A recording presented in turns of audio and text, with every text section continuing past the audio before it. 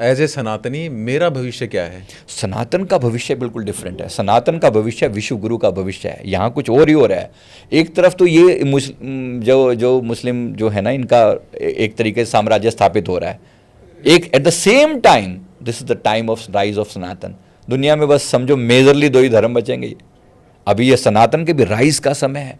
ऐसे ऐसे कंट्रीज में सनातन पहुंच रहा है, पहुंचेगा।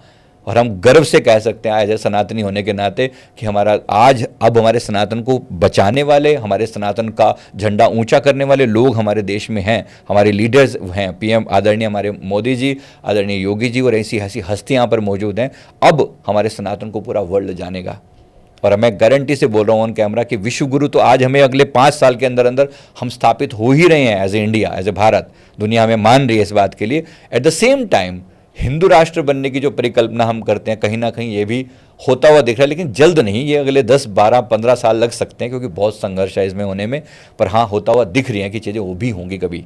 तो क्या प्रकृति जो है जब कर्मा का हिसाब करती है, तो क्या किसी कंट्री को भी एक आइडेंटिटी मान के चलती है? डेफिनेटली एक पूरी कंट्री का भी एक वो आइडेंटिटी होती है। इवन जैसे सपोज मतलब पूरे कंट्री ने भी तो गुनाह तो किया ना, पाप तो किया ना, उस पाप के भागीदार तो बने ना। पैसा लूट के लाया गया, उससे अमेरिका थोड़ा रिच हुआ, जितना भी हुआ। सोना लूटा ना, अलग अलग कंट्री से ला के रखा। यूके रिच हुआ थोड़ा सा। यूके का भी मैं आपको गारंटी से बोल रहा हूँ, 5 कंट्रीज का कॉम्बिनेशन, आपको शायद पता ही होगा इस बात का।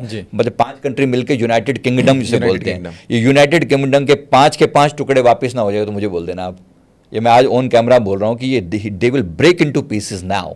इन्होंने बहुत दुख दिया है, इन्होंने तो बहुत दिख रहे हैं उनके पूरे वर्ल्ड को तकलीफ दी है ना। आप यूके के टुकड़े देखोगे, आप यूएस के टुकड़े होते हुए देखोगे, और आप सेम वे में ये चाइना के भी एक समय टुकड़े होते हुए देखोगे। ये सब वो अपने अपने फेट को इन्होंने पहले से इन्वाइट कर रखा है। जो दूसरों, चाइना ने भी लूट लूट के खाया लोगों को। जहाँ उसको मौका मिलता है वहाँ पर वो इन्वेड करता है, वहाँ पर अपना उपनिवेश उपनिवेश तो नहीं बनाता, लेकिन वो कर्ज देकर उसको यूज करता है ना, यूज तो करता ही है। तो अब इसका समय है इस चीज़ का।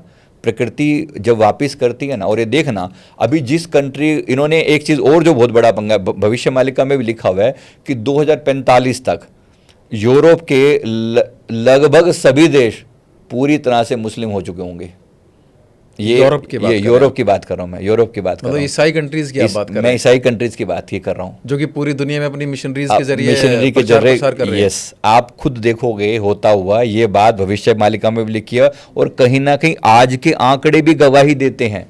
आज मैं प्रैक्टिकली बात कर रहा हूँ, आप नेट पे सर्च करके देख सकते हैं। मैं बड़ा ये सब मुस्लिम हैरान हूँ, और सब मुस्लिम कन्वर्ट हो जाएंगे, देख लेना आप, ये देख लेना। आज भी उसका एक मेजर हिस्सा इन 2025 के मिड में आज भी इनका मेजर हिस्सा बहुत बुरी तरह से पूरी तरह डोमिनेट हो चुका है वहाँ पर।